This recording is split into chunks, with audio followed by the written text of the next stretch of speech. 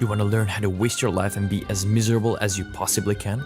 Alright then, watch this video carefully because this might be the difference between living happily and enjoying every day or living a life full of miserable sadness. And misery is not just a destination, it's a bit like football, a skill set that can be honed and perfected. So in this video, based on the book How to Be Miserable by Randy J. Patterson, you will learn a variety of strategies grouped into 5 easy steps to follow to become less happy. Along the way, you may discover that you have already mastered many of them and practice them on a daily basis. But you can always get better, or perhaps I should say worse.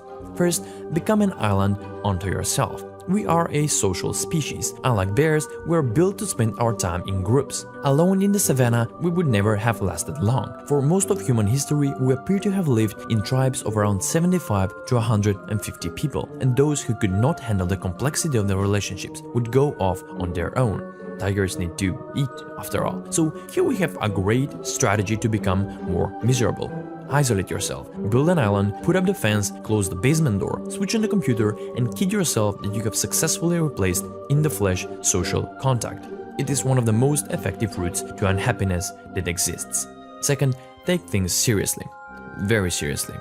Very seriously. And take them personally. Keep yourself distant and unapproachable. You don't want to spend time with those inferior, inadequate, stupid or unpleasant people, which by the way should be everyone in your eyes. Just judge them as soon as you see them. And then remember, keep your distance. If you happen to be with someone and have to spend some time with them, complain. Complain about anything and everything. Complain about the weather, about noise, about your neighbors, and my favorite, complain about the government and the system. Sweet. Third, there are 3 times that matter: the past, the future, and the present. Yeah, we don't need the present, because you should spend most of your day thinking and living in the past, reminding yourself how bad things were, and in the evening try to think and worry about the future, about things that will most likely never happen, but still, you don't want to waste your day without worrying. So play some scenarios in your head, play the what if game. I mean, what if you can find a job after college? And if you get sick? What if you fail your exam next week? And for bonus points, try to do this right before going to bed so you can maximize the misery from it. Think of something that might happen tomorrow, something bad. Let your mind consume that. Now roll over and slide gently off to sleep. Good luck with that. Fourth, one of the best ways to be miserable is to relinquish your goals altogether, thus becoming utterly directionless.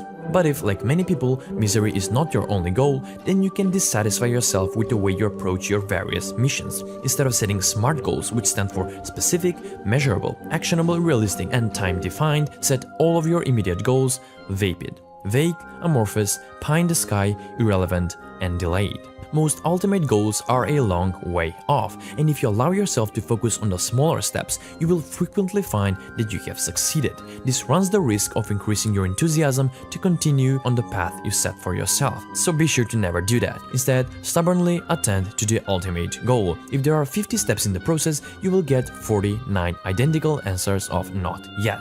That way you can maintain the aura of failure for almost the entire journey. This will make sure that your interest and motivation degrades and you are likely to give up long before you reach the finish line. Fifth and finally, let fear paralyze you. And please do not leave your comfort zone. If you have the urge to do something new or make a change in your life, immediately stop and let it pass. Simply obey your impulses. If your impulses say that you should avoid dogs, heights, people, talking to your crush, enclosed spaces, traveling, asking questions, relationships, airplanes, tests, medical exams, job interviews, and all potential humiliations, then do exactly that. Avoid them at all costs. We don't want any kind of novelty or risk, so stop growing, stop wanting more, stop doing stuff, and wait for the perfect moment. Just lean back, be passive, and let the time pass by.